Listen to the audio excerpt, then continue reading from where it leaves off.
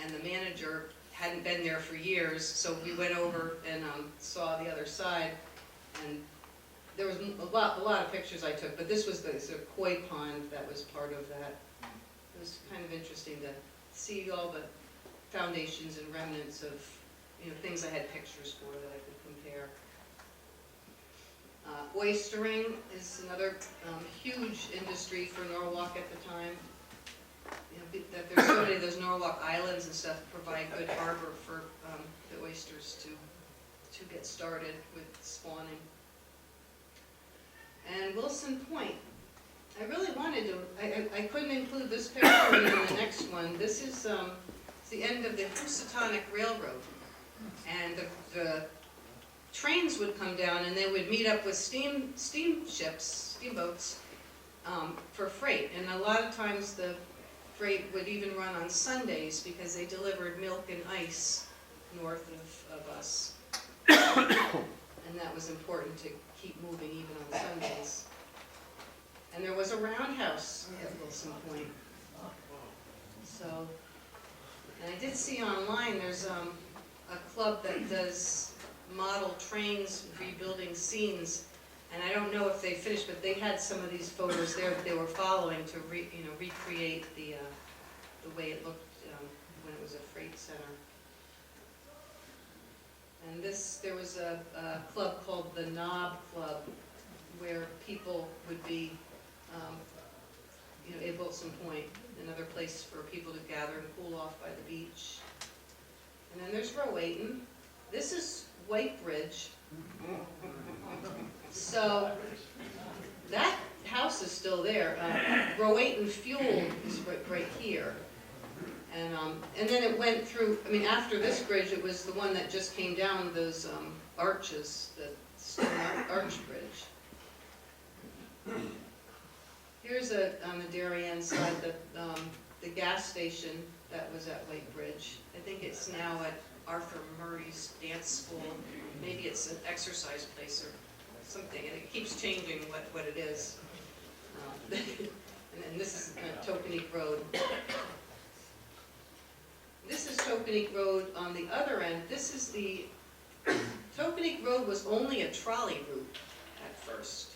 And they actually used to have a gate that would come down and lift up when the trolley would come. It wasn't a driving road until later when cars became more prolific, probably the 20s.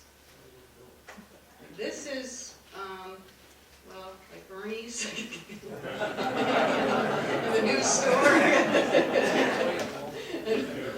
And there was a switch tower here.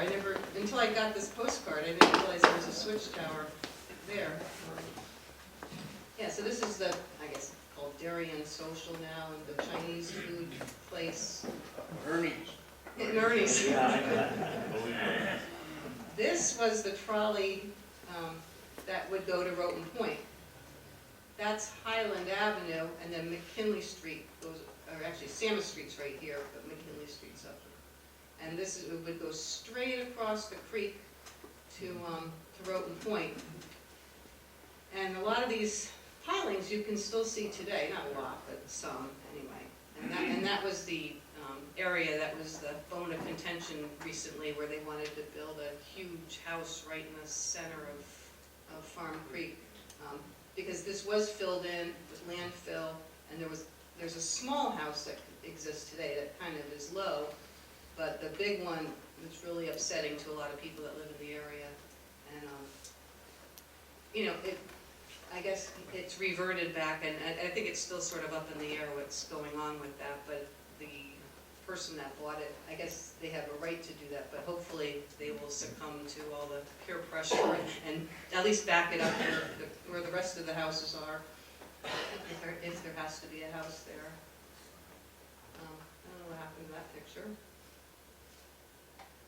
I added this because Rowayton Historical Society did a big exhibit about Ruth Krauss, Maurice Sendak, and Crockett Johnson. Those three artists did lots of children's books.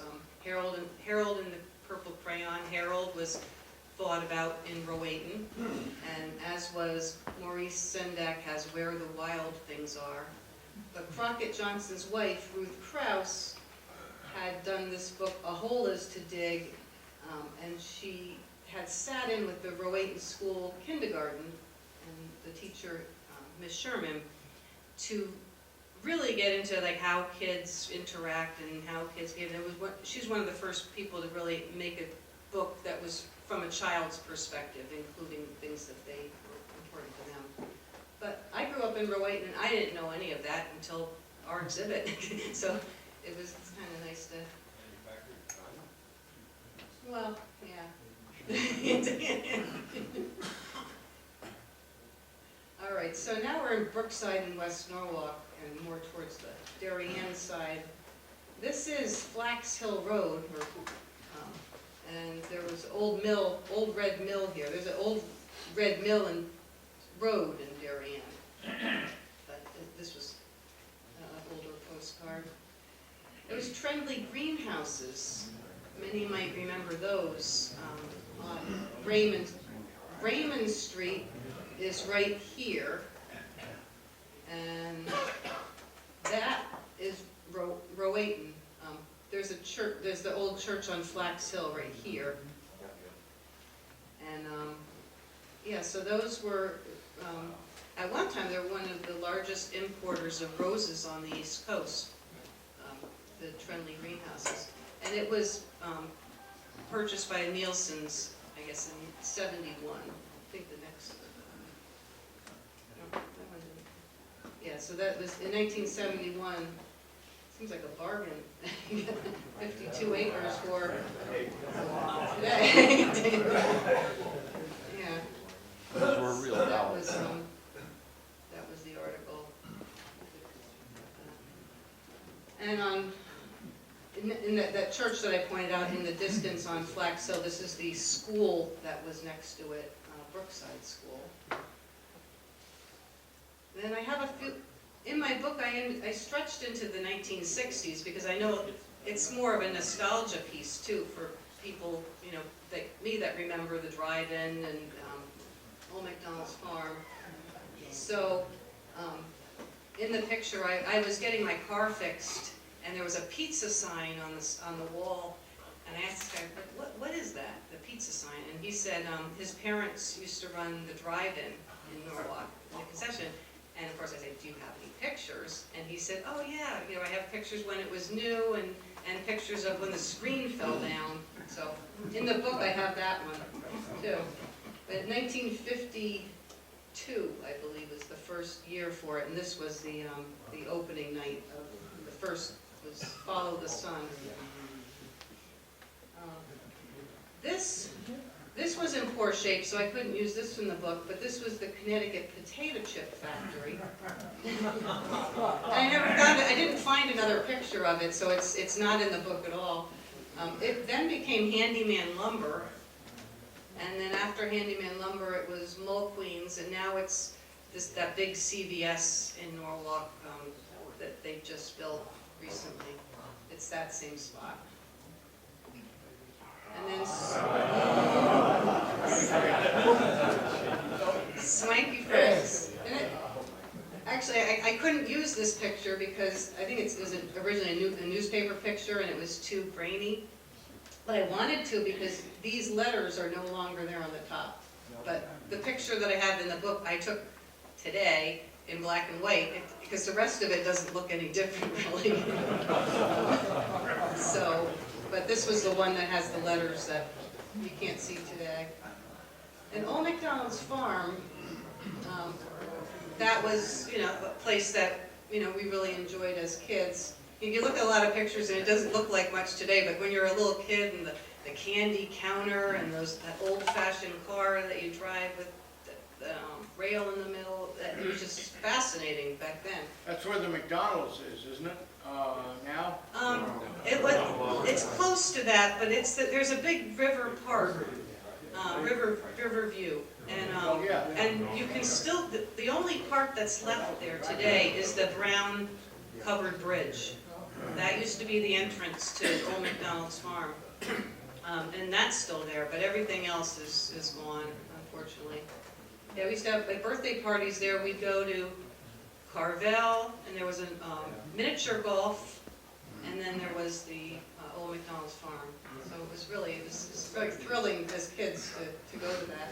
And they had this big, this ended up going to Stu Leonard's later, but now they can't find it, so I don't know.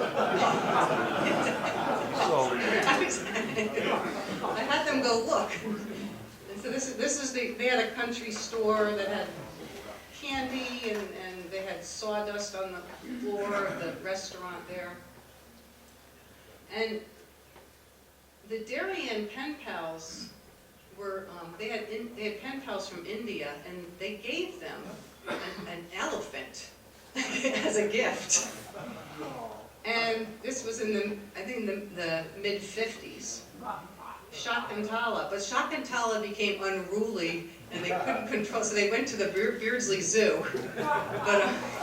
But there was another elephant lollipop there because my husband worked for a brief time in a restaurant and he remembers lollipop. So, and I don't know what happened to lollipop. I'm trying to find, get in touch with the Schultons, I think, that have information about that. And this. I found this postcard, I just thought it was interesting.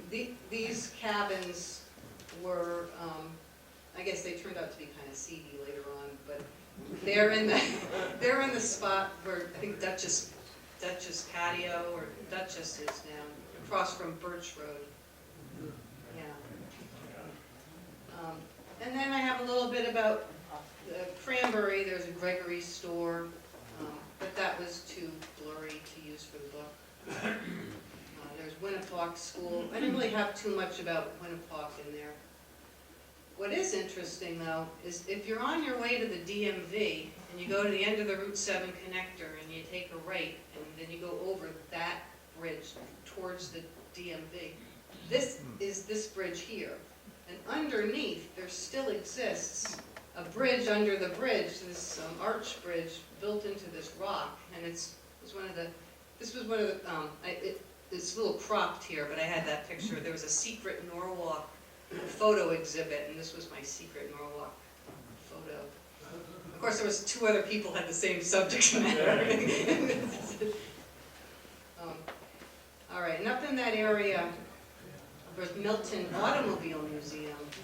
Now, Milton had, I think he had 100 cars, and when they were building the Merritt Parkway, he had offered to the state of Connecticut, he would donate, I think he had only 50 or so at that time, he was going to donate his cars if the state of Connecticut would build him a museum. And I think it just, it kind of putted along and didn't go anywhere, and then the war came, and the idea kind of went by the wayside. But he went ahead and built his museum anyway, Milton Automobile Museum, and there was also a restaurant there.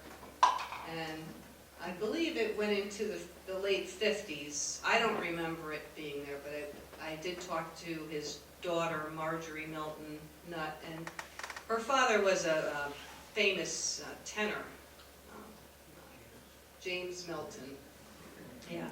So she has a blog and information about his, being a tenor, and also he had a car museum in Florida. And here. And today, a lot of the cars seem to have gone to Las Vegas, Imperial Palace. And I had been to that, because my husband's really into cars, so I ended up going to all these car things. But now with this information, next time we go there, I'll probably see if there's anything on display from his collection. But he had a Stanley steamer. He had a lot of really, neat cars there.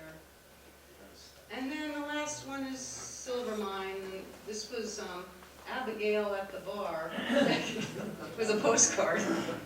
I didn't put this one in the book, but this is kind of a, unfortunately, the Silver Mine Tavern, well, not unfortunately, I think they're revamping it to be a restaurant and continue on, but it's not going to be in the same way it used to be. A lot of the artifacts and objects were sold off at a big sale recently. And there's the waterfalls at Silver Mine. And this was, the silver mine area, a lot of artists would settle there because there was a lot of barns and mills and so this was the very last sawmill up there in the, I think the flood of 55 wiped it out. And that's all there is there.